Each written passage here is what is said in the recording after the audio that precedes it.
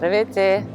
Аз съм Латинка Кацарова, живея в Мотрико. Преди 10 години дойдох тук и искам да се чувствам много добре, както в къщи. Не е важно къде си роден, важното е как се чувстваш. И сформирали сме 3 групи. Едната група е за живеещи тук, другата група е за хора, които работят. И на 24 март имаме среща в библиотеката от 6:30.